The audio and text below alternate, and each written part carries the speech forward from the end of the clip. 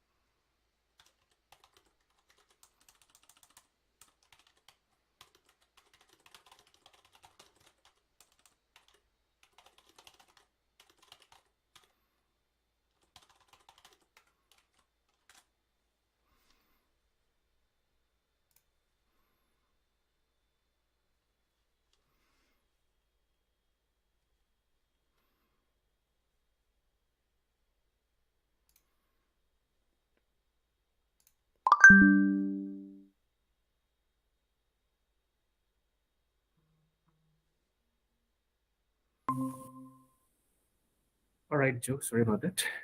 You're good. I just got a message from you saying I'm not in the right meeting. Um. Oh, I was gonna say sorry. Yeah. I thought it was Val that was messaging, not me. I was like, what the heck is going on? Just give me a moment. Oh yeah, no worries. Yeah, Val was supposed to be in here. It's Uh, you can send her the invite if do you need me to yeah. I was email it like, to her? yeah. Just give me a moment. I'm gonna check in with her. Tell her I just sent her an invite via email if she wants to use that. Okay. Okay. Just a moment. Mariam took her exam today, Oh, so oh, obviously, nice. she's not gonna be on. So just a moment. Retired.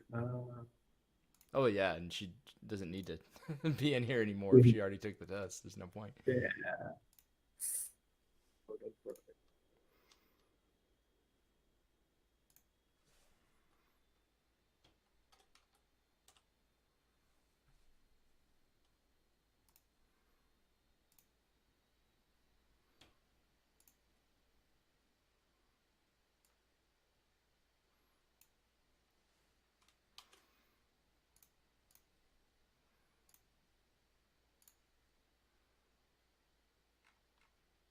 Okay, I sent her a text.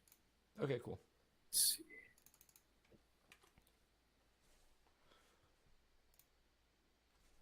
How's your trip going so far with the family? Oh, it's been good. We're just hanging out a bunch, and I've been getting quite a bit of work done as well, so all good. Oh, that's awesome.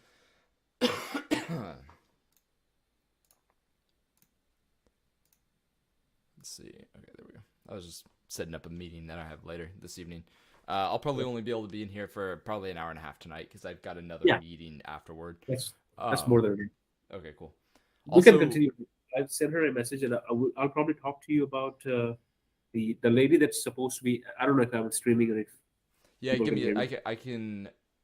I can pause it if you want. Yeah, just pause it for a second because there's nobody else, so you and I can quickly talk for a minute. Yeah. Okay, actually here I'm not pausing it, but I'm muting it. So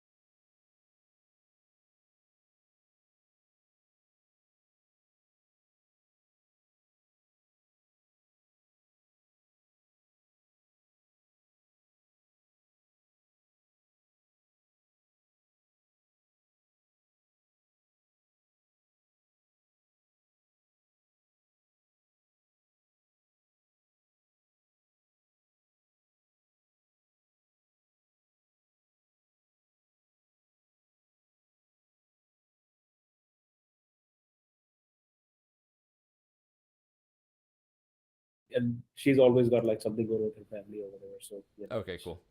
Yeah, I just restarted the audio on the thing, so we can, Okay. if we want, we can get started because I do only have I'm very limited on time today, Okay. especially because like I have another meeting coming up. Um, Can you go ahead and so mute the live stream audio one more time? I'll just ask you one quick question. yeah, yeah, Is the audio muted on the live stream? yeah. 1 second, I'm doing it. Here.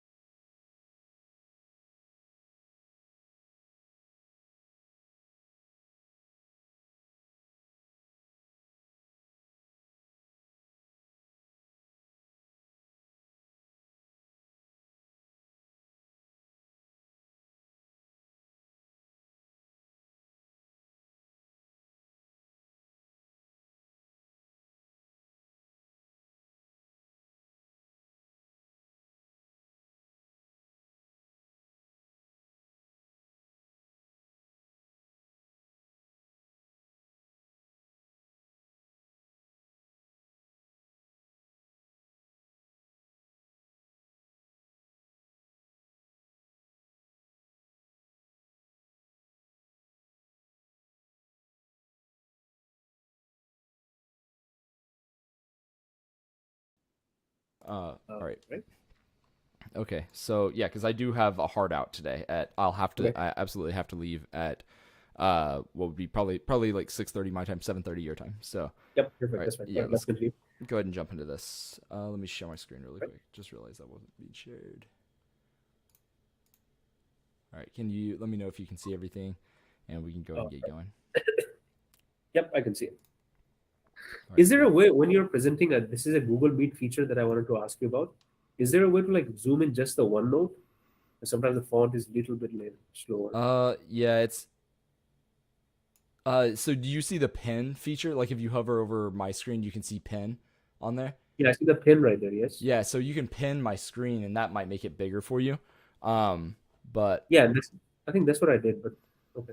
yeah, yeah, and otherwise, you can also. So this is live streaming on YouTube. So if you just go to that YouTube link that I threw in the chat, there. Yeah, that Like may be a full screen or whatever, right? that, That's yeah, right. you can make that full screen, and it shouldn't be very far behind at all. Like the live stream should be like really really close. It should be no more than like 1 or 2 seconds behind. Oh, okay. I see that. Okay. I'll probably Yeah. watch the ad. So the live stream is much better actually on YouTube. Oh, I'll go back Okay. and watch it. Yeah, yeah. I'm just raising my hand to see like how long it takes. It's like Yeah, it's probably pretty. like 3 seconds or something like that, Yeah, no, it's not bad at all. which is That's pretty actually a little longer than I want it to be, but but whatever. good. Trying to make it as zero delay as possible. Yeah, Uh, it's pretty good. okay, Awesome. cool. Right, let's continue. All right, yeah. So okay, so yeah, let's just go ahead and read this passage. I guess this is where we Yeah. were last time, right? Mhm. Okay. All right. So this goes in and says leptin is a 16 kilodalton peptide hormone that regulates body weight by both suppressing appetite and promoting energy expenditure. Okay, so decrease appetite, increase energy expenditure. All right, so it makes you skinnier if you have more leptin, basically. Yep. Leptin is encoded by the OB gene and is primarily expressed in adipocytes in response to feeding. Interesting. Okay. So you make more leptin in fat cells when you eat. Okay, cool. All right. It circulates at a level of 5 to 15 nanograms per milliliter in the plasma of lean subjects and exerts an anorexigenic, all right, basically meaning you don't want to eat more, actions by binding to the leptin receptor LEPR located on the surface of hypothalamic neurons. Okay, just a bunch. So basically, that paragraph, a bunch of details about leptin. All Yeah. right, Yeah. the LEPR gene, meaning the leptin receptor gene, Mhm. produces multiple leptin receptor isoforms, all A through F. All isoforms have extracellular leptin binding domain, but only the largest form, LEPRB, contains a full-length intracellular domain required for cell signaling. Okay, LEPRE is secreted form that binds circulating leptin and regulates the concentration of free leptin. Interesting. Okay, so that tells us that LEPRE probably means that the more we have that of that, the less leptin signaling we're going to get. The more LEPRB we have, the more leptin signaling we're going to get. That's kind of interesting. There's definitely going to be questions on that paragraph. Yep. All right. Ligand binding causes LEPRB to undergo dimerization and to bind to the Janus activated kinase 2, resulting in JAK2 autophosphorylation at Y57 and its activation. Okay, whatever. Yeah, just rereading that real quick. JAK2 also phosphorylates Y1138 within YXXQ amino acid motif in the cytoplasmic domain of LEPRB. All right, sure. All That's just a lot of stuff. YXXQ motif is a consensus binding site for nuclear factor known as STAT3. Upon leptin induced phosphorylation of Y1138, STAT3 is recruited to LEPRB / JAK complex, allowing JAK2 to phosphorylate STAT3 and Y7. Okay, who cares? Yeah, that's just a ton of details. We're probably going to have Yeah. to dig through that and figure some stuff out. But that's something that I wouldn't like get too hung up on while reading through the passage. Mhm. All right, phosphorylated STAT3 molecules form homodimers, which activate transcription of several target genes, including the gene for a member of the cytokine signaling family. All right, sure. Cytokine signaling family SOX3. SOX3 binds to Y985 within the LEPRB, thereby blocking recruitment of STAT3 to LEPRB / JAK2 complex. All right, Right. sure. Tons of stuff there. Okay. Based on the information in the passage, which protein domain of STAT3 is not predicted to play a role in its signaling? Okay. So, Mhm. yeah, what are your thoughts here?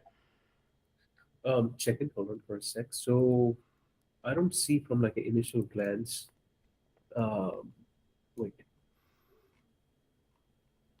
Step 3 is not predicted to play a role in signaling. So it's going to be like a pathway question, right?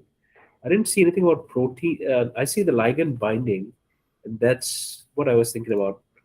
The third paragraph was talking about ligand binding causes LEP-B to undergo dimerization, right?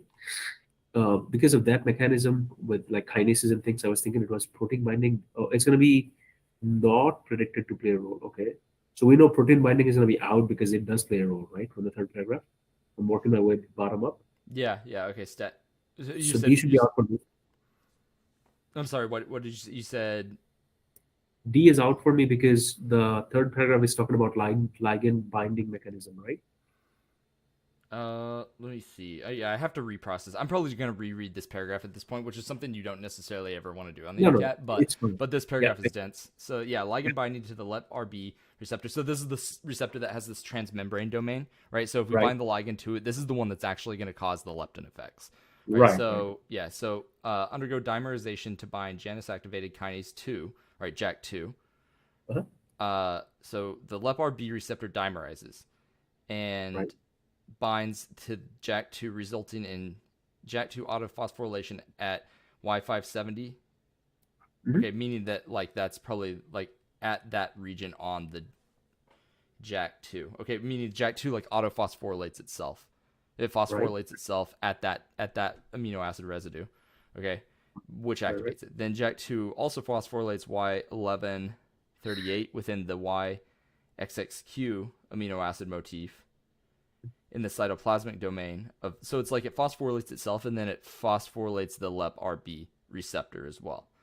So then Okay. this motif is a consensus binding site for nuclear factor for a nuclear factor known as STAT3. Upon leptin induced phosphorylation at that site, STAT3 is recruited to this complex at the membrane, allowing JAK2 to phosphorylate STAT3 at Y703. Okay, got it. Now I follow it that time. All right. Okay. Based on the information in the passage, which protein domain of STAT3 is not predicted to play a role in its signaling?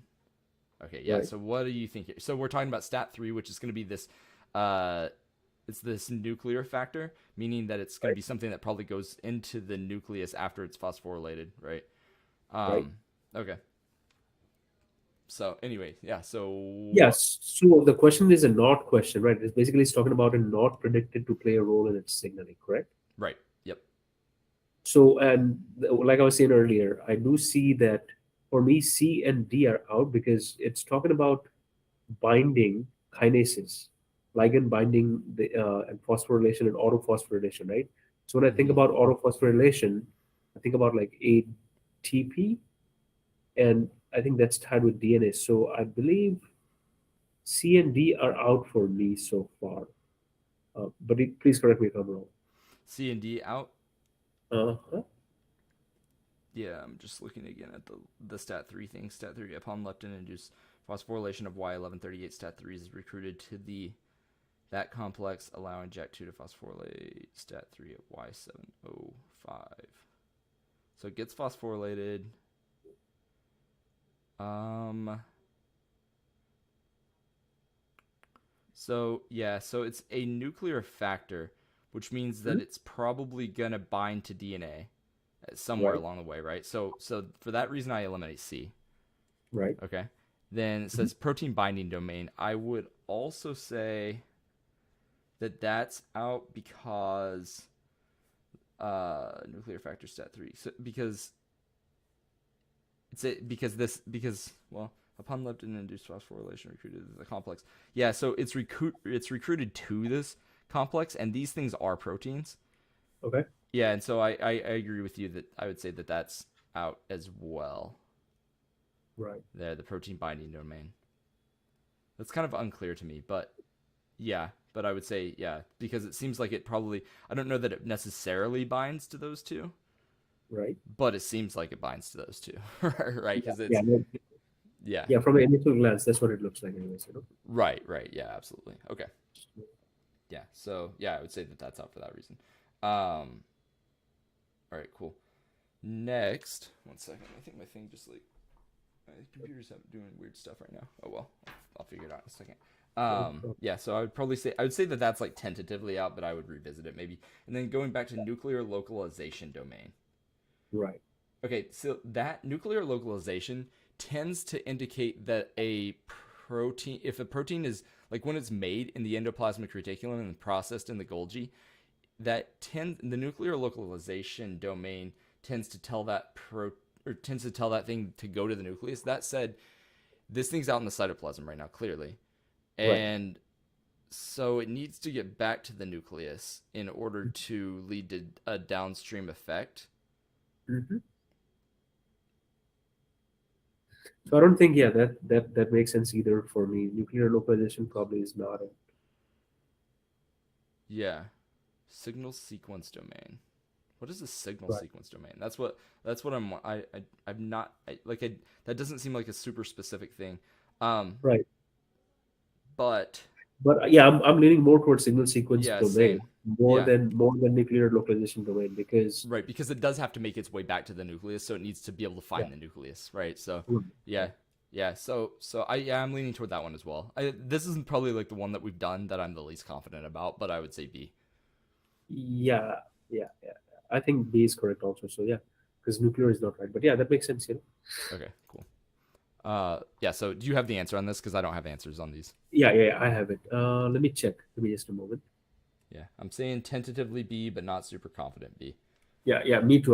That would be my choice if I was taking the test right this minute. All right, cool. One moment. Let me pull that up. Yeah, no problem. And if we got it wrong, happens sometimes. No, it's fine. It's fine. It's part of learning, right? So I'm just Right. checking my notes on my phone quickly. Passage 9. Yeah, it's B. B. Nice. Okay. Yep. Yep. Yep. Yep. Cool. All right, nice. I'm just checking really quick to see if anybody's watching this. Nobody's watching this. All Yeah. right. Uh, Yeah. okay, cool. So next one. Yeah. All right, now I feel like we have a pretty good understanding of the passage now too. So the first question always takes the longest because you're kind of like trying Yeah. to figure out the passage. So, and actually, to that point, if you run into something like this where it seems to be like a really nitty gritty passage question, you can come back to it and answer it at the end of the passage. Yeah. Not the end of the entire section, though. I'm saying just the end of the passage itself, Yeah. Yeah. because and the reason for that is that by the time you have answered all the other questions in the passage, you're going to be way more familiar with this passage.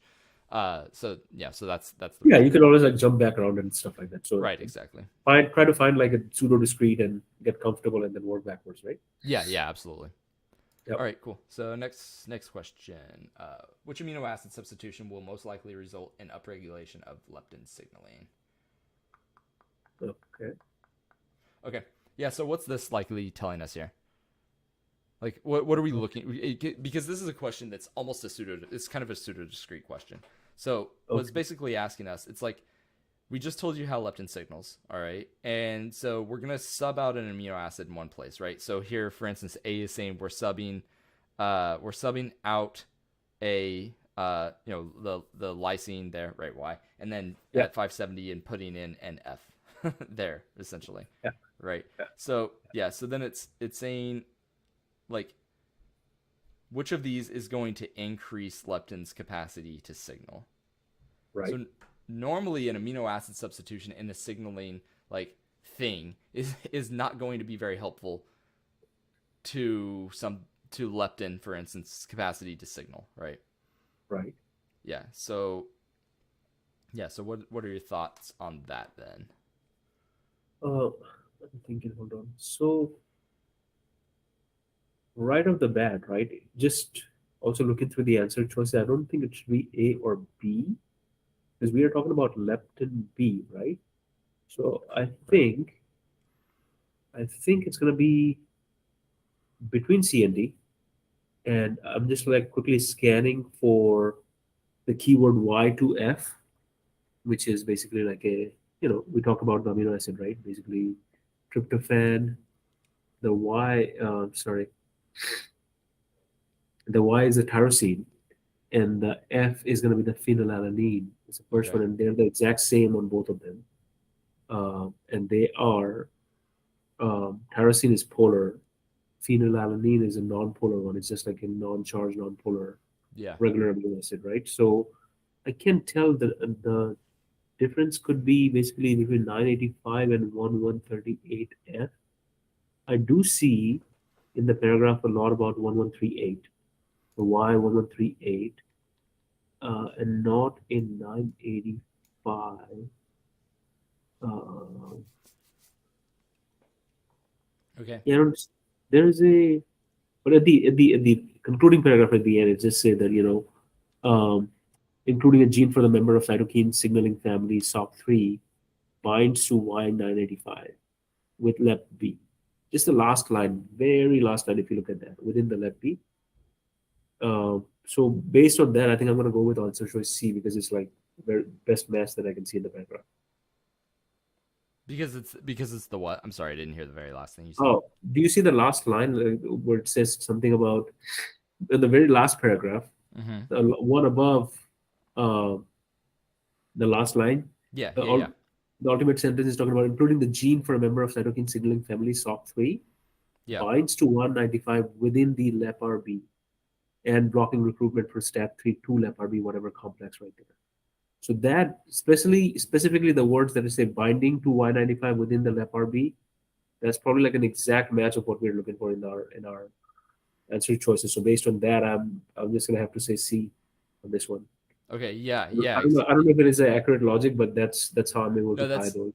right. Yeah, I mean that's basically perfect logic because you need to phosphorylate. So where is it? Including the gene for a member of cytokine family SOX3. SOX3 binds to Oh, Y985 within LEP-RB, huh? thereby blocking recruitment of STAT3 to the LEP-RB JAK2 complex. And so if we block recruitment of STAT3, then we're going to get decreased leptin signaling, right? Yes. Okay. And so if we want increased leptin signaling, which is what the question is asking us for, Yep. Upregulation.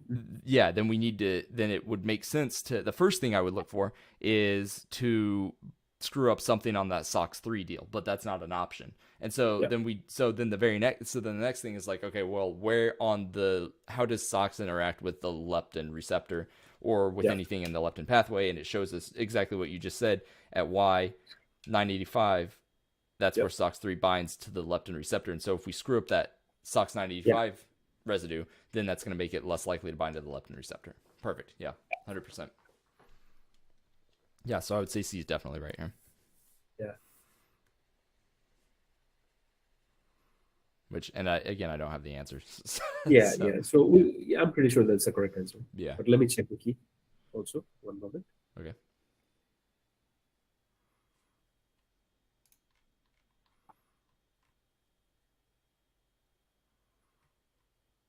Yeah, that is correct. Okay, cool. All right. So then the next one here, let's see. It's like scroll over or something. All right.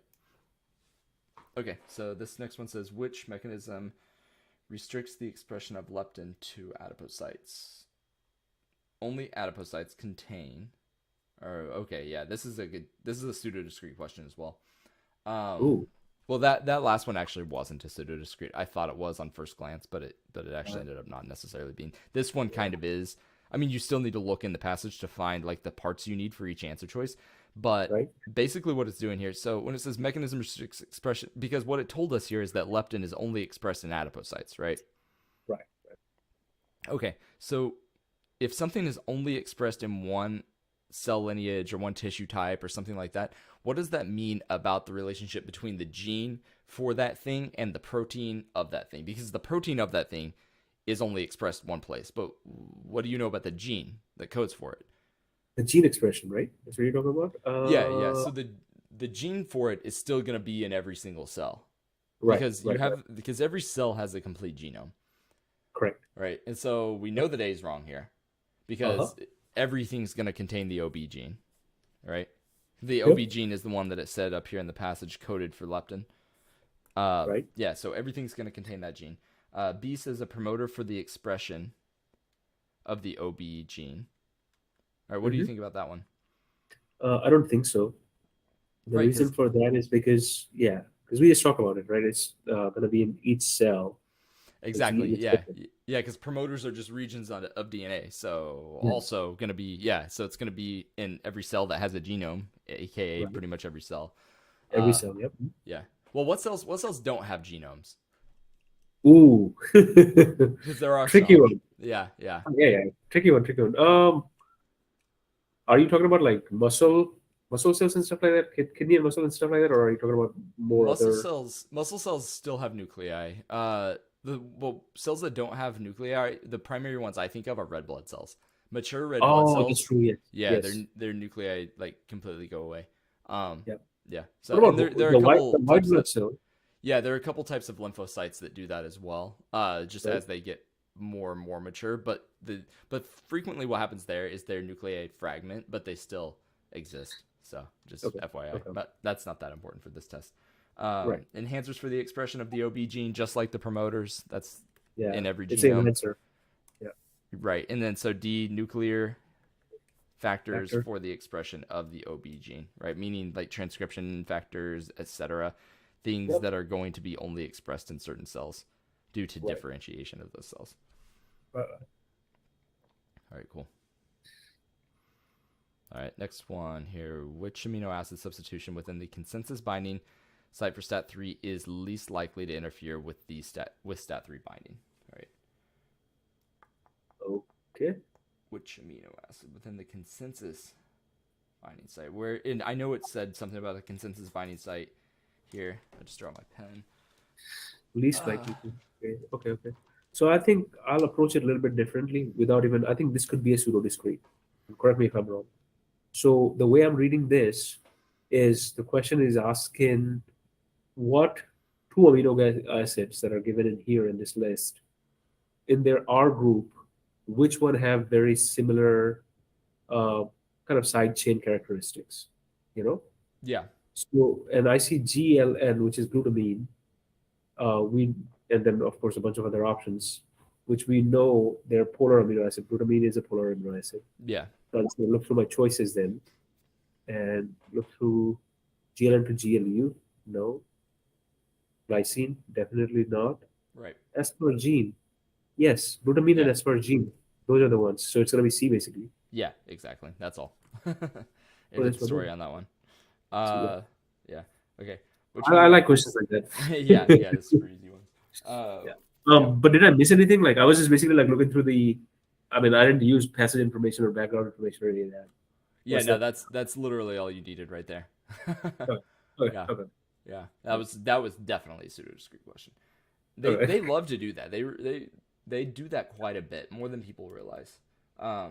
Okay, which amino acids are most likely present at the dimerization interface of STAT3 proteins? Okay. Okay. So, yeah, so if we just go look at STAT3, we see that it dimerizes, right? Yep. Okay. So then consensus binding factor of the nuclear site. Okay, whatever. Upon leptin, where's the dimer thing? I can't find it.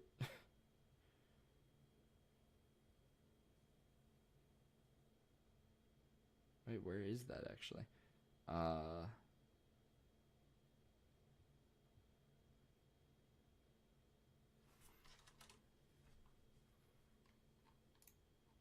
It happens. Where is that?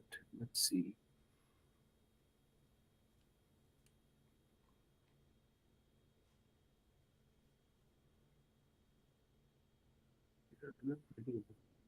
But that basically means hydrophobicity, right? what dimerization? Uh huh. I mean, well, it can. It doesn't necessarily have to though. So the leptin-induced phosphorylation of Y, STAT3 is recruited to the complex, allowing JAK2 to phosphorylate whatever. Mm-hmm. STAT3 molecules form homodimers, which activate transcription of several. I mean, yeah, it can mean. I would think it would generally mean hydrophobic amino acid residues, simply because you. So that's how two proteins would want to come together Yeah. and Fine. and attach to each other rather than attaching to the hydrophilic solvent, Yeah. which is Yeah. that's what the cytoplasm is within Yep. cells. Yeah, but there are instances where you can dimerize two proteins by them autophosphorylating essentially each other. Okay. And causing a more effective hydrophilic interaction between the two. However, I think the more common way of doing this is what we were just talking about. So, Okay. yeah, for lack of, since it doesn't really specifically reference what the dimerization region looks like, it doesn't give us like anything to work with there. Other than that, then Yeah. yeah, I would say that hydrophobic amino acids is the case here. Yeah. It's not positively or negatively charged. I mean, I just want to make certain, like, not those two, right? C or D should be out also. Yeah, yeah, I would say that those are pretty much always going to be out here. Okay. Okay. Yeah, yeah. So, yep. I would say here. And so what's happening here is it's able to dimerize because we phosphorylate it in one place, and that causes a conformational shift, which exposes a large percentage of nonpolar amino acid residues on the side chains of those two things. And so then they come together just due to basically entropy, where they want to exclude a water solvation shell from existing between the two. Okay. Yeah. For sure. Okay, cool. Oh, Val actually sent something in the chat, but I may send you a question to review so I can rewatch tonight. Yeah, that's totally fine with me if she wants to do that, if she can hear this. I don't know where she's gonna send it. Yeah, that's right. Okay, she sent it to me in an email. So yeah, I'll pull that up here in just a second. As soon as we finish that passage, I might pull her question in. Okay, I think this is the last question too of this passage. Okay, 6 different isoforms of LEP-RB are produced by using different. All right. Yeah. Okay. So thoughts on this one? Hang on for just a moment. Let me check. So what are isoforms? Would be my question. Isomers and isoforms. I should know this. Hold on for a sec. It's basically like it's not like isotopes. It's like different varieties of the same receptors, right? Oh yeah, yeah, absolutely. Yeah, just different varieties of it. But it's like a similar receptor, but Uh-huh. just different. Yeah, basically like you said, different varieties of it for sure. Yeah, different Uh, different characteristics. It's like I think of isotopes when I think about isomers, or yeah, isoforms. Yeah. yeah. So they're gonna have so isoforms are gonna have they're going to be really similar, but just like slight differences among them. Yeah. So similar Yeah. chains of amino acids, but not identical chains of amino acids. So Right. what causes a change? What causes a different sort of chain of amino acids to be produced? Um, Different sort of amino acid link to be produced, right? So not interactions. I wouldn't think about like maybe characteristics, the chemical characteristics or something like that, or no, or binding sites. Yeah, yeah. So it's talking about just like production of these things. Okay. So production of different chains of amino acids requires different genes. Okay. Like you could, because the gene signals for transcription of the mRNA, the mRNA signals for translation of the protein, and so you have to have a different gene sequence, so a different gene altogether in order to make a different receptor isoform. Does that make sense? Yep. Yep. Got it. Yeah. So that's what I'm looking for whenever I go down here. Isoforms of the LEP-R gene. There is no such thing as isoforms of genes. That's just not a thing. You just Right. have either the same gene or different genes. All right. C promoters of the LEP-R gene, no, for the same reason. Like if it's that promoters would just cause it to be transcribed or translated, well, transcribed mostly at different degrees. If we have Right. more promoter, then we have more transcription. Less, then there's less transcription. But it's not going to cause different transcription because that's what we're looking for here. And Right. Right. then D protein cleavage sites on LEP-RB. Again, that's not going to cause a different sequence of amino acids. It's just going to cause the protein to be cut up differently. So when you Yep. go back up and look at A, I didn't address A. A, it says exons of the LEP-R gene, and Right. that has to be correct here because different exons are going to have different coding, like different strands of. They're gonna have different sequences of base pairs, which is gonna signal for different isoforms of certain receptors. Right. Right. And Yeah. it's something to do with like alternate splicing and things like that also, right? So the splicing happens separately from that.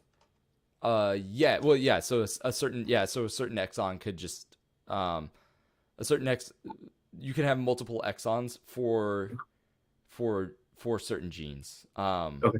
Right. So Okay. a lot of times in the way that this occurs evolutionarily is you might just have a segment of a chromosome get accidentally duplicated, Yep. and then somehow confer an advantage to the offspring that propagate that whatever extra mutation.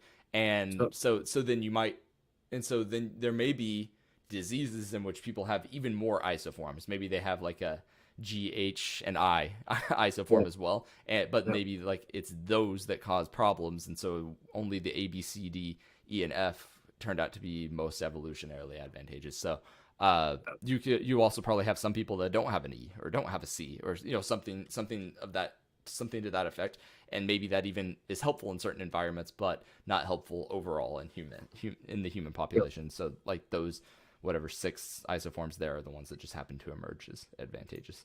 So they probably Okay. all originated from the same sequence, is what I'm saying. Okay. But then they diverged away from each other over Okay. That's fine. as time went on. Yeah. All right. All right. So, oh dang it, it went away. Yeah. So I would say A is right here, which I Yeah, think that you that guys makes had sense. that as the answer down Yeah. there too. Yeah. Yeah. Yeah. Okay. Cool. All right. So yeah, just circling that in, and yeah, so we can then go to, let's see here. All right. Yeah. So the next one is just a different passage. Let's go ahead and just answer that question that Val had really quick. Okay. I'm gonna pull that in. Yeah. So 1 second. Let me move all of these down just a little bit. Oh wow, this is more than I thought there were. Yeah. Whoa, you guys sent me a lot of stuff here. All right, there we go. You can just like maybe make a new page or something instead of like reorganizing all that. Yeah, well, the reason I'm doing it this way is because I want it to all be exported in the same PDF. That makes sense. Yeah. Yeah, and I want it to be able to be easily follow. Like I Yeah. want it to be anybody who's like watches this back later, if you guys want to watch it back later, just to be Yeah. able Yeah. to We follow will. it somewhat easily. I Yeah. think this is where we were here. So, oh come on. Oh whatever. Okay, yeah, I'll put it in a different one. Yeah, That because I know you're a OneNote pro, and I run into that all the time. I was like, whenever you like insert something like one image between like 2 or 3, it just like messes with the format and stuff, you know. But I know you're probably like 1,000 times better than I yeah, am. normally that would work, but this I don't know. I'm not on my main computer right now, so Yeah, it's just a little bit weird. all good. All right, yeah, I'm just gonna screenshot it and paste it into a new one. Awesome. All right, let's see. What was the question here?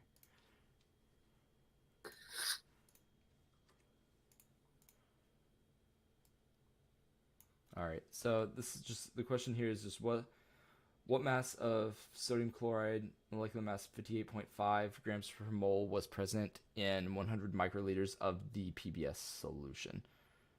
All right, so let's see, where is this PBS solution that it refers to? Because I was just trying not to have to read the whole Yeah. thing here. Um, Okay, here it is. Compound 1 was dissolved in phosphate buffered saline, uh-huh. PBS, pH 7.4, with zero point 0.1 millimolar sodium chloride. So we've got, does it tell us how much there is? So its final concentration. Mm. All right. What is the mass of NaCl present in 100 microliters of the PBS? Okay. So yeah, so it's just saying 0.1. Can you zoom in a little bit, please? Oh So yeah. I can. Yeah, the font probably is. I don't know about the stream, but here it looks a little bit low. There we go. Okay. 0.1 millimolar Uh-huh. NaCl, I think is what it said. Right. All right. So NaCl there. And then we've got 100 microliters in it. So, and we're just wanting to find the mass of that. Okay, Yep. so Yep. Yep. 0.1 millimolar just means let's say like 0.1 times 10 to the, let's see, times 10 to the -3 moles Mhm. of NaCl Mhm. per 1 liter of whatever of the solution. Okay. Right. So then, yeah, and so since we have 100 microliters, then we can get rid of our volume because we're just wanting to find moles of NaCl initially here. So we can say Yep. 100 microliters. So there are, yeah, 100. Wait a second. Oh yeah, yeah, okay. So we can put 100 microliters down Mhm. here. Right. 100 microliters, and we're gonna put how many liters are in that? Yeah. So in 100 microliters, how many 100 microliters are in 1 liter? That's funny. That's kind of hard to. It's kind of difficult to get your head around that a little bit, Yeah. but yeah. So there are 10, basically like you could say that there are 10 segments of 100 microliters, in Right. 1 liter. So basically, this then is 1/10 of a liter, Right. right? Oh wait, no. I'm sorry. That would be milliliters. So it'd be one like 10,000th Yeah. So of a micro. liter. Yep. Yeah, Micro to yeah. I'm million, I'm trying to milliliter. Yeah. because I know that this isn't making sense to her, Yeah. the way that I'm saying it. Yeah. So let me try to think of this how to put this a better way. This is Or you this can is like draw difficult it to out or understand. something. Yep. Yeah. Okay, so we're wanting to go from liters to microliters. So let's just Yep. do it like that. Hang on a second. All right, so we're wanting to go from liters to microliters. We've got liters on bottom. We want microliters to become on bottom. Yep. All right, so Yep. then Yep. I'm going to just do a conversion factor here, and we're going to say how many microliters are in a liter. Well, so 1 liter has 10 to the 6 microliters in it. Okay. Yep. All right, so by dividing that by 10 to the 6, we make our number of moles of NaCl way smaller than what would have been in 1 liter, which makes Yep. sense because that's a very small volume. Okay, Yep. so now we've got microliters on bottom, and Mhm. now in order to get rid of the microliters, we need to multiply, right? We need to multiply right here by the 100 microliters that they tell us we have. So then at this Right. point, we've gone from millimolar, and we've turned it into moles, right, by doing Right. this conversion right here. And then we get rid of our liters by putting it into microliters. And then we get rid of our microliters altogether by multiplying by the volume that we have. So now we have moles of NaCl. And so then the very last thing that we need to do, since we're going to mass, is we need to multiply it by the molar mass. Actually, it looks like we've got maybe 2 more things that we need to do really quick, but multiply it by the molar mass so that we get uh, uh, uh, so we get 55 or 58.5 grams of NaCl per every 1 mole of NaCl. Right. So now we've gotten rid of our moles of NaCl. That's gone. That's gone. Now we're just in grams of NaCl. And so the very last thing we need, because this is either going to be nanograms or micrograms. Actually, I'm just going to leave it in grams, and then we can analyze like how many nanograms and micrograms it is. Because the reason I'm doing that is because we've got nanograms, micrograms, milligrams in our answer, and so I'm not going to screw with. I'm just going to leave it in the base unit, and then we can convert from there. All right. Okay. So yeah. So we've got 0.1 times 10 to the 3. I'm just going to make that 10 to the negative 4, right? Because Yeah. because 10 to the negative 4 is the same thing as 0.1 times 10 to the negative 3, and I just want to make my life a little bit easier. So Yep. we've got that divided by 10 to the 6. Okay, so Mhm. then that puts us in. So then that puts us at 10 to the negative 10. Okay, we Right. multiply that by 100, right? It's just moving across the top here, and I'm just writing it down here to make, again, life a little bit easier. So multiplying that by 100 is the same as multiplying it by 10 to the 2. So then we Right. just add those exponents together. All right, so then that gets us to 10 to the negative 8. Right. All right, and then the very, very last thing we need to do is multiply that by that 58.5. So you say 58.5, and maybe you make that 5.85 Right. times 10 to the negative, what is this, times 10 to the negative, I don't want to go the wrong direction. Yeah. That happens. 5.85 times 10 to the negative 7 here. Okay. Right. And that is in grams. All right, so then we Yep. just got to figure out which of these matches up. Well, all right, so 5.85 times 10 to the negative 7 grams is the same thing as 585 nanograms. Yep. Right? So then, oh wait, did we get it wrong? That'd be stupid. I don't think we did though. Mm-hmm.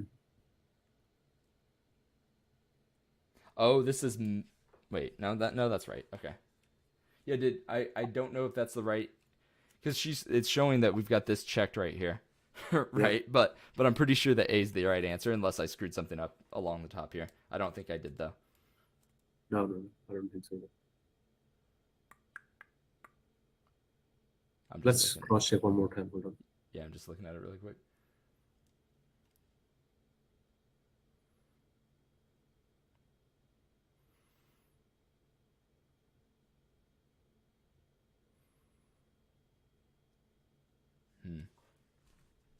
Oh, she just messaged me in the chat saying the answer was A. Okay, cool. Thank you for that, Val. Otherwise, I was just like, oh no, if it's D, what did I do wrong? I don't know, but that ends up being A. And so the way that you can tell that is 585 nanograms is that Yep. nanograms are 10 to the negative 7. So if we want to make this 10, nanograms are 10 to the negative 9. So if we want to make this nanograms, then what we need to do is just move this decimal to the right 2 places, right? Because 585 times 5.85 times 10 to the negative 7 is the same thing as 585 Mhm. times 10 to the negative 9, and that is in grams, and so that is equal to, right, that is equal to 585 nanograms. Just to be clear, I just wanted to make sure that she was clear on like how we ended up getting there on that. So yeah, Okay. A is correct on that. All right. Okay, cool. Yeah, so that is that one. I'll try to remember where to throw that in. So we just throw that in at the end of the first passage. Yep. And then we'll just go back to where we were on this. And it is, so I've got like 30 minutes left. So Okay. I think we can get through at least one more passage. We'll try to go like somewhat quickly here.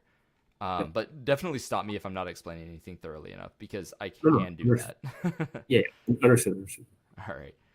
Okay, so yeah, we're gonna just go ahead and go to this passage. So I'm gonna read through this really quickly. Stop me if anything doesn't make sense. Yep. Yep. All right. So resistant hypertension is the type of hypertension that remains uncontrolled despite treatment with antihypertensive meds. Hypothesized the signaling protein of the signaling of prorenin, whatever that is. I've not heard of that. That signaling of prorenin, an inactive precursor of renin. Interesting. I didn't know renin had an inactive precursor. All right. Of that and renin, angiotensin, aldosterone, whatever pathway in the central nervous system. Weird. Okay. Yeah. All right. Plays a role in pathophysiology of vascular disorder. I don't know if that's a central nervous system thing. Renin's released by juxtaglomerular cells in the kidney. All right, whatever. Researchers have shown that binding of prorenin to its receptor PRR in the nerve cells. So I guess it is made in some nerve cells. Crazy. Didn't know that. And I went to med school. Of the hypothalamus results in conformational change in prorenin and activation of its catalytic functions. Okay.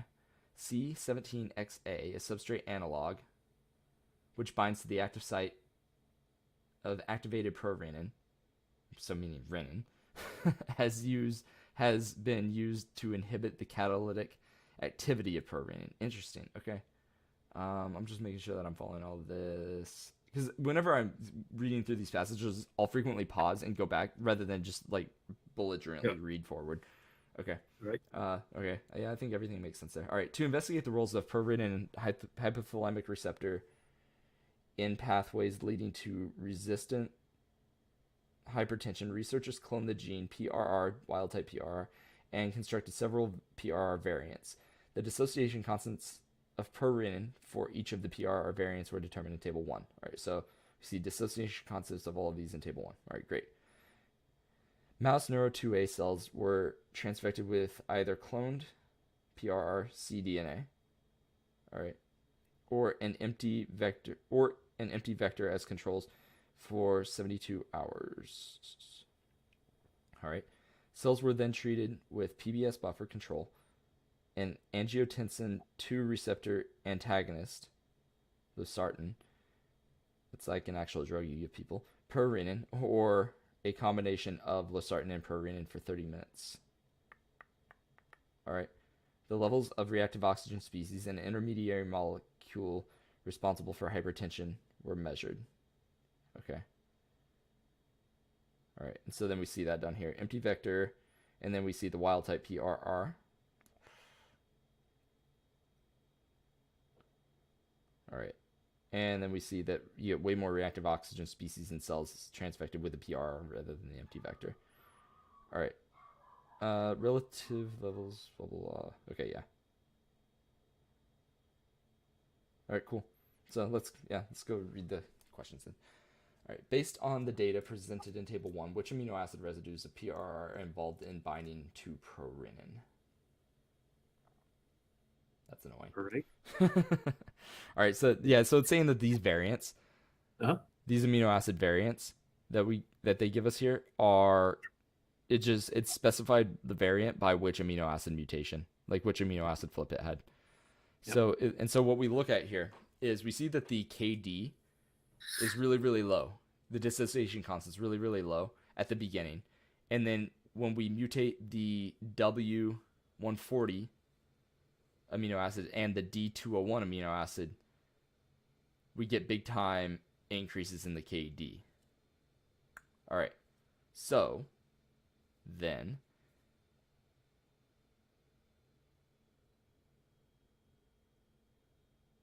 I'm just looking at these Roman numerals. So then Roman numeral answers, Roman numeral stuff.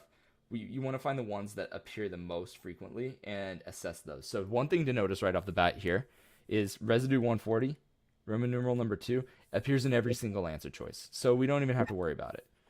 Okay. All right. Yeah. So cool. And so then you can look at residue 140 and be like, okay, anything that looks like that needs to be in an answer choice, right? Because it just gave you that. And so, okay, so then at that point, that's extremely helpful. That honestly answers this entire question for you. You don't need to do anything else, because you can be like, okay, well, I know that with 201, right? 201 that sees a similar like order of magnitude increase in the KD, just like residue 140 does. Okay, so then I know that 201's involved. All right, cool. So 201, we're good with that one. That's going to be in our answer. 2 is going to be in our answer. And then the other one that looks like those two, we need to see which one. So then we see the other two we need to evaluate are 109 and 269. And with 109, we see that we don't get an order of magnitude increase, but we do get an order of magnitude decrease, right? Because it goes from 0.34 to 0.007.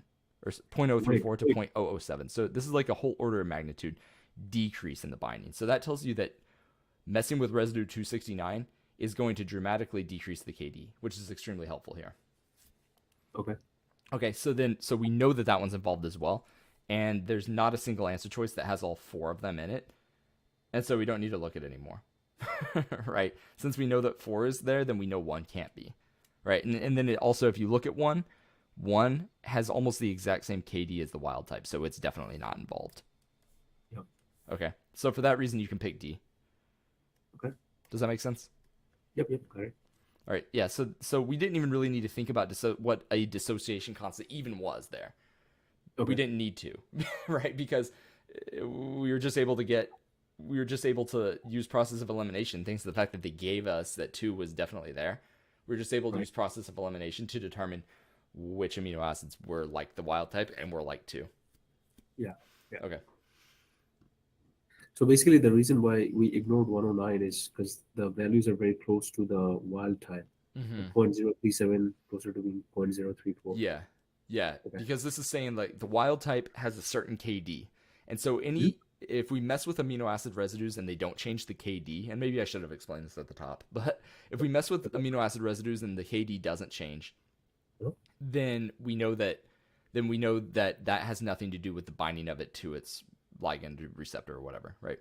And so that's what happened in the V109. And then in all the other ones, the KD changed dramatically. So that's another way of answering. That's the better way of answering that question, honestly. But I just wanted to illustrate that Roman numeral concept. Yeah, that was good. Okay, cool. All right. So moving down here to this. All right, this looks like Michaelis-Menten Lineweaver. Okay, yeah. It says which Lineweaver-Burt plot most likely exhibits the inhibition of prorenin by compound C17XA. So it was C17XA, a substrate analog which binds to the active site. So what's that tell you about it as a inhibitor? So if it is a binding to the active site, it's going to be a competitive inhibitor. Yep, exactly. So then, what do competitive inhibitors do to the Km and the Vmax? Basically, I know the shape for what the competitive inhibitor should look like, right? But the Vmax, hold on. Yeah, Vmax stays the same, and Km increases. Okay. Vmax stays the same. Km decreases, actually. You say increase or decrease? You were right with one of them. yeah, of course. Km increases, I believe. Yeah, Km goes up. Yeah, so Km goes because up. I looked at the graph and I confused myself. I was like, why is that moving from like -2 to -1? That's still a increase. I just read it backwards, but yeah, I know it's B basically. Yeah, because Km is going to increase. It's coming from the negative x-axis to the positive x-axis. So I remember it's always like Vmax stays the same, KM increases. But when I looked at the graph, it confused me a little bit. But yeah, that's Yeah. fine. Okay. Yeah. Yeah. So do you want me to explain the graph or? No, Well, I'm I good. don't know what's saying with the negative one actually. What is it saying with that? Negative one and one? What? Weird. Positive I, negative I. I don't even know what that is. Yeah. Oh, with the inhibitor, without the inhibitor. Okay. I Uh, was reading it as one. oh, that's what it is. Yeah, yeah. Yeah. Okay. Yeah. Yeah. And so yeah. So if you see, if Km is going to increase, then that Hmm? means 1 over Km or negative 1 over Km technically, if we want to be like Yeah. literally correct. Then that Yeah. means that negative 1 over Km is going to decrease, meaning it's going to move closer to the y-axis. So with the inhibitor, we see it move closer to the y-axis because Vmax doesn't change, the y-intercept is the same. Right. Yeah. Okay. Cool. All right. So then Mhm. we want to go down here. Next one. Based on the data presented in Figure 1, overexpression of PRR. All right. Oh, more Roman numerals. Interesting. Uh, Data presented in Figure 1 down here. Right. And we want to see what happens with overexpression of PRR. Well, overexpression of PRR leads to more reactive oxygen species, right? Right. Okay. So that's what we want to predict. Let's go, and then we can go down here and read these. Uh, I mean, it makes most sense with these to evaluate 1 and 2 way more than 3 because 1 and 2 are the ones that are in multiple answer choices. So, all right, so Yep. let's look at 1. One says increased blood pressure in part through an angiotensin 2 dependent pathway. All right, what do you think about that statement? Um, Hold on. I'm thinking through that for a sec. So, um, increasing blood pressure, and I know. I think I agree with the increasing in blood pressure, but I don't know Mm-hmm. about the angiotensin two dependent pathway. I don't know anything about that. Okay, yeah. So the angiotensin 2 dependent pathway is so that's just like some knowledge about renin, angiotensin, aldosterone. Yep. Angiotensin 2 is a sort of is an intermediate in the expression of renin, or in the activation of renin. And so Okay. yeah, so if we have an overexpression of PRR, that's going to lead to more signaling of angiotensin 2 formation, Okay. which is going to lead to Okay. more aldosterone, which is going to lead to higher blood pressure. So Okay. statement 1 has to be correct based on that. Okay. Okay. All right, and statement 2 increases blood pressure in part through an angiotensin 2 independent pathway. Okay, so that's the one that I would have missed if I hadn't read the passage because Yeah. yeah, because it's because both are true here, and the reason that Yep. both are true is because due to this hypothalamic receptor. So the Yeah. so the PRR the PRR expression in the systemic vasculature is going to lead to the angiotensin 2 dependent pathway, but the angiotensin 2 independent pathway, right? The Yeah. angiotensin 2 independent pathway shows, and this is what the whole like hypothalamic Speed. thing is all about here, right? We've Yeah. got hypertension. It's like intractable hypertension as a result of this binding to hypothalamic neurons. I was just looking for the spot in the passage to show you, but Right. yeah. Let's see. I can't find it. That's annoying. Oh, here it is. I think. Yeah, central nervous system. Oh, no, that's not exactly what. Oh, here it is. PRR in nerve cells of the hypothalamus results in conformational change of pervenin and activation of its catalytic functions. And so this substrate, so it's just like pervenin itself binds in the hypothalamus, meaning that we don't need to use angiotensin 2 as an intermediate because it is the thing that elicits that vasoconstriction alone and doesn't need Okay. angiotensin as an intermediate. So that's why statement 2 is correct. We don't even Right. need to evaluate statement 3. Once we saw Yeah. that either of them were correct, we knew 3 was Yeah. It's got wrong. to be either increasing or decreasing. It cannot be both at the same time. Right, I agree. right. Yeah, exactly. Okay. Next one. Based on the data presented in Table 1, which amino acid residue of prurine most likely interacts with the residue at position 201 of PRR? All right. Interacts with residue. PRR is the receptor. All Right. right.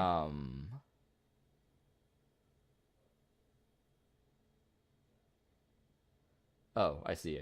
Okay. Yeah, so basically amino acid residue of prorenin, because these are PRRs, right? Mhm. And so we see that PRR Right. at position 201 has a D to an N mutation on this one. So then Right. what amino acid is D? Oh, D is gonna be David, and that is glutamine. Sorry, aspartic acid. That's the one. Aspartic Glutamine is acid? E. Yeah, because glutamine is E, so aspartic is D, I believe. Yeah, Okay. All right. So I'm making sure or that I'm reading this. aspargine, as they call it. Yeah. Yeah. Based on the data presented, which amino acid residue of purine most likely interacts with the residue at position 201? Hmm. Huh. What is it? Yeah, this is weird. Uh, okay. We see that when we huh. I'm having a hard time thinking through this. Leads to okay. All right. So we see that when we mutate that amino acid, we get much lower affinity, right? Right, right, Okay. And lower affinity because we get an increase in KD. right. Okay. So that tells us that is whatever is binding to position 201, whatever amino acid on prorenin is Uh-huh. binding to position 201, Right, is something that interacts really well with D and doesn't interact very well with N. right. Okay. So then, and what were D and N again? I don't have those memorized No at the worries. moment. But D yeah. D is aspartate, Okay. D is aspartate and yeah. N is asparagine. You said. And probably gonna yeah, asparagine. Yep, that's what it is. Okay. Yeah. So you want something that's so aspartate is a negatively charged amino acid, right? Right. And and asparagine is a positively charged amino acid. Yep. So what we're looking for is something that would bind tightly to a negatively charged amino acid, not bind well to a positively charged amino acid. I see And what so you what did. we're looking for is something that's positively charged, right? Right, right. Mm-hmm. So that's why that ends up being C here. Yep, because that's the only one that's positively Yeah, charged. Yep. that one was kind of tricky. There are a lot of moving parts on that one. I mean, Yeah. the question itself it's a good question. It's a clever question. Yeah. I was just having a hard time getting all those things in order in my head there. No worries, no worries. So if we step back again, like how'd you Yeah. do that one? Okay, so yeah, so what I did was thinking through this. It said which amino acid residue on prorenin. Yep. So this is on the thing that's binding to the PRR. So it's Right. like we need to find something that binds to these. Okay. Right. And Right. then so that's dang it. Oh, come on. Yeah, this OneNote thing is not working. This on this computer is not working nearly as well as my other one does. No worries. Going back down. Okay. So we need to find something that binds to those.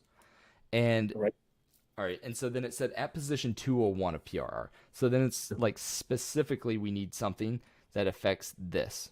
Okay, and so then I look at position 201 and I'm like, it binds well whenever position 201 has D at it, which we said is aspartate, right? Correct. And it binds poorly when it has asparagine in that spot, Right. right? Right. Okay, so if it binds well with aspartate, that means it's probably a positively charged amino acid. Got it. If it binds poorly, that means that it's a negative charge. So if Negative. it binds, yeah, so if it binds well to a negatively charged amino acid, it's positively charged. And then we can confirm that by saying whenever it gets mutated to a positively charged amino acid, it binds really poorly there. Yeah. Okay, cool. So yeah, and so arginine's the only one there that's a positively charged amino acid. Yeah, you're correct. Yeah. So there, yeah. Okay.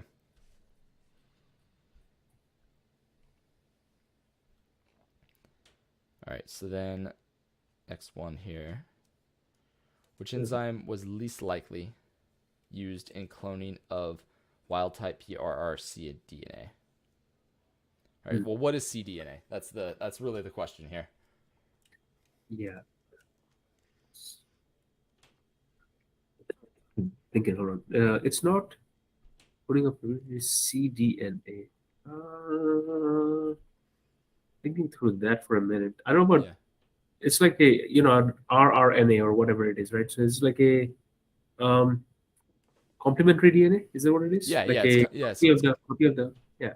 Yeah, so it's complementary DNA, and what you do with cDNA. So cDNA is really kind of cool because what it does is it allows you to figure out specifically what DNA is going to be expressed in a cell, because you can Right. get all of a cell's genome, and that's great Right. and everything, but it has tons of junk DNA, tons of introns that aren't actually coding for any protein synthesis. Right. Okay, but what? But if you get a cDNA library, like the complementary DNA of a Hmm. cell, that tells you only what the DNA of exons are. Okay, and the way it's able to do that is what you actually do is you lyse the cell and you take all of the mRNA that a cell's Right. creating, and then Hmm. you use reverse transcriptase Hmm. to run it back to basically like recreate the DNA Hmm. from the mRNA. So then you know that that DNA is only signaling DNA, only exons, right? Okay. Okay. So for that reason, we know that and then once you use reverse transcriptase to run it back, then you just replicate the shit out of that DNA. So yeah, right, you just make a ton of that DNA at that point. Yep. Yep. Okay, yeah. So we know reverse transcriptase can't be the answer here because we use that to make the Yep. cDNA template, and then we use DNA polymerase and DNA ligase and helicase and all the other stuff Yep. that you have in DNA replication to Right. create to ramp up the quantities of DNA that we have there. And so yeah, so Okay. it's all of that. And RNA, and we know RNA polymerase isn't right here because we're starting with RNA, so we don't need an RNA polymerase. That's what we begin with. Right. Right. So that's why that's the answer there. Okay. All right, cool. And then, oh, okay, we got another one here. Compared to the wild type, what is the most likely effect of the W140L Hmm. substitution on the stability of PRR, prorenin complex? All Hmm. right, yeah, so thoughts here. W140L.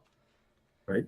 All right, so we see that mutation. We see that it increases the KD, so it decreases affinity Right. we decrease affinity by doing Hmm. that. Hmm. All right. And so we're just going to be looking for something that says maybe like less likely to bind or less stable or dissociates more easily, something of that Hmm. nature, right? Because the Hmm. KD is just like the equilibrium constant for the dissociation, right? Because if you have like enzyme substrate complex or Hmm. receptor like ligand complex, or I'm just saying enzyme substrate for the sake of ease, that dissociates to enzyme plus substrate. And so if you have a KEQ of that reaction, KEQ is just reactants over products, right? Yep. Yeah. Exactly. EO. Right. Yep. Right. Yeah. So your products here are these, and your reactants. Or wait, I'm sorry, products over reactants. I don't know why I said reactants over products. So Yeah. you, It's always like, yep. Exactly. yeah. So yeah. So it looks like that. And so a bigger KEQ here, which is KD, same thing. Yeah. A bigger KEQ means that you've got more ease. It dissociates more favorably, essentially. Okay. Yeah. So Yep. all right. Yep. So we just expect something to that effect to be our answer here. So it says, yeah. So what is the effect? Well, this first one says elimination of pi stacking interaction decreases stability of the complex. All right. So pi stacking, that's annoying. All right. So Yeah. pi stacking has to do whenever you've got uh uh either aromatic, well normally aromatic, but you can also have it when you just have a single double bond, just one double bond, but it's better Yep. if you have an aromatic system because they Right. get their pi electrons line up in a plane Hmm. above or below the ring. And so if Right. you've got two aromatic things on top of each other, one of them will Right. have pi electrons above the ring and the other might have pi electrons above its ring. And so those things come together in this really favorable because now it's not only aromatic in this plane, but we get aromaticity in 3 dimensions essentially. And so pi stacking is a really favorable situation for aromatic things to interact, or for things with double bonds to interact with one Okay. another intermolecularly, not so much intramolecularly. I could draw a Got it. picture, but it's kind of difficult. I mean, it's No. No. basically like, yeah, it's basically like if you get like a benzene, let's say you've got like a benzene thing here, and so maybe we can like turn this on its side to some degree, maybe, Mm-hmm. and this is kind of difficult to draw. And the pi bonds, right, to all these pi electrons are going to be like this sort of. And so then Hmm. if you have another one of those stacked on top of it, it just makes it so that those two have their pi electrons interact with one another in Hmm. a really favorable manner. Sort of like, see how I'm saying that those kind of like stack up like that. Yep. Yep. So, okay, anyway. That's what the reason I explain that is I've seen questions about pi stacking before, and most people have no idea what it is. So that's Yeah, how I exactly. wanted to just like give a quick explanation of what that is. That's good. And because it's the right answer, so like obviously. Yeah, yeah. All I remember right. seeing. Yeah, I remember seeing about pi second also. Yeah, Yes. yeah. Okay, yeah. So it's just like an intermolecular interaction between things that have pi electron clouds. Yep. Okay, so then B says elimination of ionic interaction decreases stability of the complex.